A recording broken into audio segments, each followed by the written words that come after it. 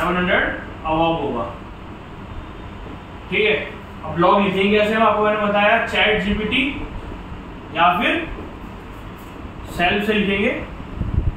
ठीक है, अब चैट जीपीटी भी लिखते हैं तो इसके अपग्रेडेड वर्जन में आपको सिखाऊंगा आगे, और सेल्फ भी आगे बताऊंगा कैसे होता है। अब मान के चलो आपने एक ब्लॉग लिखा, मान लो आपके एसी के ऊपर है, तो आपने यहाँ लिख दिया एक ब्लॉग लिख दिया एसी क्या एयर फिल्टर के बारे में लिख दिया, मान के चलो, है ना, एसी में एयर फिल्टर होता है ना, एसी के होता है, हाँ, तो एसी का एयर फिल्टर के बारे में आपने टॉपिक लिख दिया। ये क्या हुआ आपका टॉपिक। ऐसे ही आपको टॉपिक सोचने डेली, मतलब मैं आपको डेली अभी एक ब्लॉग लिखवाऊंगा, प्रैक्टिस हो। अब देखो ज्यादा नहीं, हम 5 ब्लॉग लिखेंगे, देन उसके बाद हम सेल्फ में 5 ब्लॉग लिखेंगे, 10 ब्लॉग हो गए हमारे लिए, एसईओ के लिए बहुत है। ठीक है, अब आपने ये निकाल लिया, ये है आपका टॉपिक। अब आप चैट जीपीटी करोगे, चैट जीपीटी में डालोगे ये सारी चीजें कंटेंट, वो आपको पूरा एक कंटेंट बना के देगा। क्या बना के देगा? कंटेंट बना के देगा। अब कंटेंट बनाना कैसे, ध्यान से। अब एसी फिल्टर के ऊपर तो आपने बना दिया। अब आप जब भी कोई कंटेंट बनाओ ना, तो हमेशा उसको 3 पार्ट्स में डिवाइड करना। मतलब कंटेंट ऐसे नहीं होना चाहिए, ये बकवास है, ये बकवास है। कंटेंट जो होगा आपका ऐसे होगा, यहाँ आपका एसी उसके ऊपर आ गया, आपकी हेडिंग आ गई है। ठीक है, यहाँ थोड़ा आपने एयर फिल्टर के बारे में बता दिया। ठीक है, फिर आपने एक और हेडिंग दे दी यहाँ पे, जैसे कि वाई इज इम्पोर्टेंट। ठीक है, क्या रोल है एयर फिल्टर का। ठीक है, थोड़ा आपने इसके बारे में बता दिया।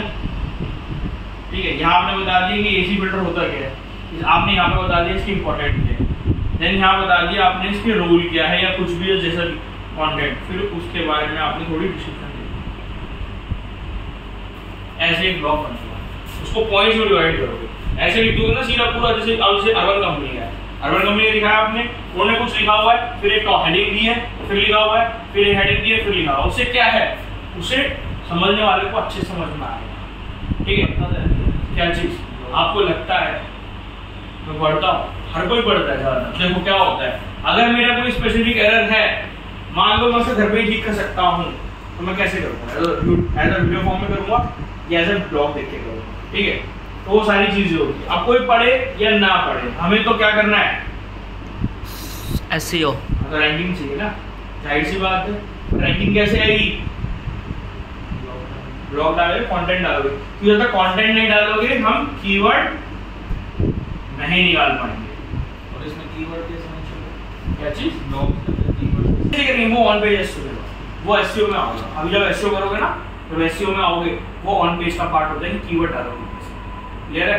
अभी के लिए ये सिनेरियो क्लियर है पूरा का पूरा, इसमें कोई इशू है? ठीक है, हाँ, केडी पूछ लो। केडी क्या होती है? Keyword difficulty. मतलब कि कोई भी कीवर्ड है, कोई भी टाइटल है, मतलब जैसे मान के चलो आपने जैसे ये सोचा ना एसी एयर फिल्टर, ठीक है, तो ये कीवर्ड हो गया, जो हेडिंग होगी आपका कीवर्ड होगा, नॉर्मल सी बात। एसी एयर फिल्टर आपका कीवर्ड हो गया। अब इसमें कंपटीशन है, ये कौन बताएगा? मैं कीवर्ड डिफिकल्टी बताएगी। ठीक है, इसकी अलग अलग वेबसाइट होती है।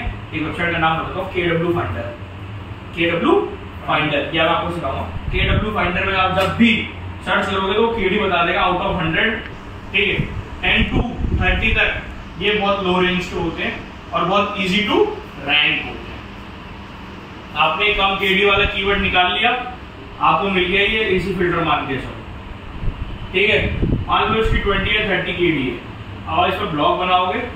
ठीक है, ब्लॉग बनाने के बाद फिर आप इसको एसईओ करोगे, देन एसईओ करने के बाद ये क्या करेगा?